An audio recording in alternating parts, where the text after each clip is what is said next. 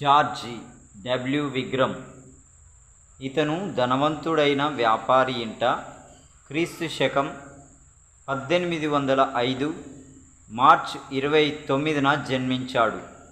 విగ్రమ్ మిలిటరీలో ఆఫీసర్గా పనిచేస్తుండగా అకస్మాత్తుగా నేను ఇంతకు మునుపు ఎన్నడూ ఎరుగనిది, ఎవరో సమస్తం ఎరిగిన సర్వశక్తిమంతుడు నా ఎడల అత్యంత ఆసక్తి కలిగి ఉన్నాడని, నేను సమస్త విషయాల్లో శాంతం పాడైపోయినా నాపై జాలిపడి నన్ను ప్రేమిస్తున్నాడని నాకు అర్థమైంది.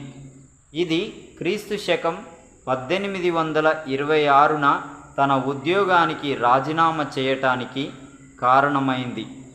అదే సంవత్సరంలో ఆక్స్ఫర్డ్ క్వీన్స్ కళాశాలలో ఆంగ్లికన్ పాస్టర్ కావాలనే ఉద్దేశంతో చేరాడు.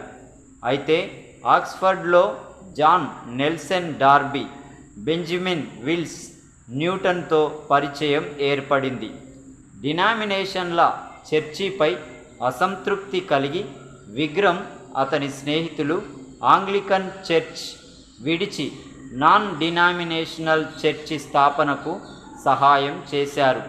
అదే ఆ తరువాత ప్లిమత్ బ్రదరన్గా పిలువబడింది. లండన్లో అసెంబ్లీల స్థాపనకు తన ధనాన్ని హెచ్చించాడు. అతని కాలంలోని ఒక వ్యక్తి విగ్రమ్ మాట్లాడుతుంటే అతని ముఖం ప్రకాశిస్తుంది అన్నాడు. డార్బీ విగ్రమ్ సహాయం వల్ల ప్రఖ్యాతి వహించాడు. డార్బీ జీవితంలో వచ్చిన విపత్కర పరిస్థితుల్లో విగ్రమ్ అండగా నిలిచాడు.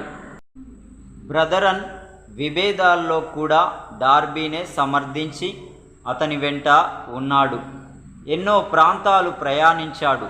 కీర్తనలు సేకరించి పుస్తక రూపం కల్పించాడు. ఇతని రచనలు శక్తివంతంగా ఉంటాయి.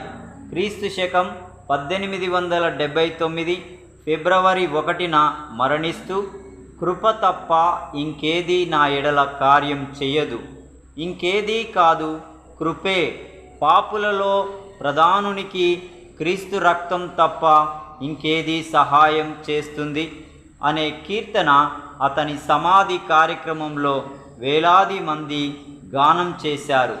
ఈ కీర్తనంటే విగ్రమ్కి ఎంతో ఇష్టం.